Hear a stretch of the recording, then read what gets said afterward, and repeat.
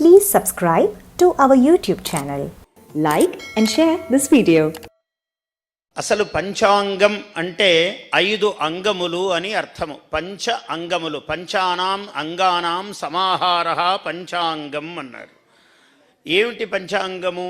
తిథి వార నక్షత్ర యోగ కరణములు. మన వాళ్ళు చాలా మహాత్ములు, ఋషులు కాలమును దర్శించారు. అఖండమైనటువంటి ఒక చేలాంచలము కాలము.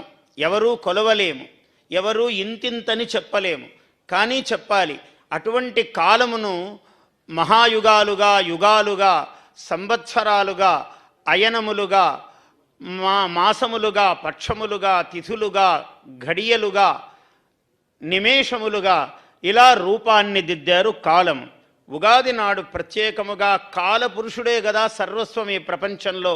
ఎవరు ఏ మంచి పని చేశారన్నా, ఏ మానవుడు జీవితాన్ని విజయవంతంగా నడుపుతున్నాడు అన్నా కాలమే సర్వమూలము. కాలః కలయతాం అహం అన్నాడు కృష్ణ పరమాత్మ.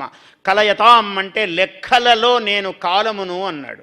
అంటే లెక్కించలేని కాలస్వరూపుడను నేను, మీకు లెక్కలకు దొరకని వాణ్ణి అయినా లెక్కలకు దొరుకుతూ ఉన్నాను అని కృష్ణ పరమాత్మ చెప్పారు. కాలః కలయతాం అహం అన్నాడు.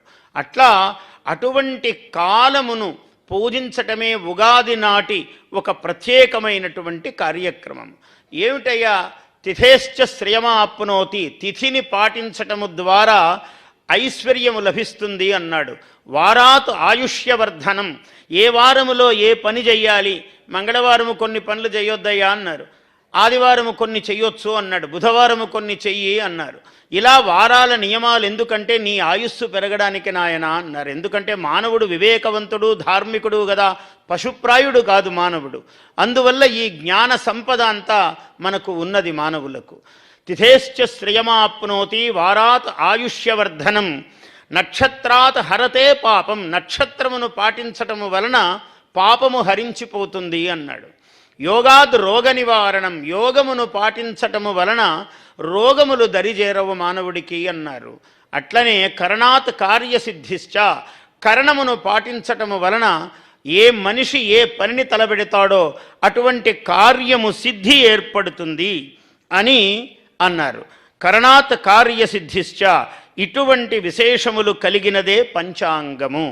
ఈ పంచాంగము ఈనాటి సంవత్సరం ఏమిటయ్యా విశేషము అంటే చాలా అద్భుతమైనటువంటి విశేషం. ఈ సంవత్సరము విశ్వావసునామ సంవత్సరము. వకారం అనేది అమృత బీజము. వ వి వే ఈ అక్షరాలన్నీ అమృతత్వాన్ని కలిగిస్తాయి. ఇటువంటి విశ్వావసు ఈ పదములోనే ఒక అద్భుతం ఉన్నది. ఈ పదమే చాలా గొప్పది. ఎందుకంటే విశ్వావసు అనేది విశ్వేశ్వరుడు అన్న పదమునకు దగ్గరగా ఉంది, శృతి మంగళముగా ఉన్నది. అట్లనే విశ్వాసము మానవుడిలో అలా పెరిగేటట్లుగా ఉన్నది. అసలు ఈ పదానికి అర్థం ఏమిటయ్యా అంటే విశ్వం వసు యస్య సహా విశ్వావసు, మొత్తము ప్రపంచము విశ్వమంతా ధనముగా కలవాడు ఎవరో పరమేశ్వరుడు, ఆయన విశ్వేశ్వరుడు అని అర్థము.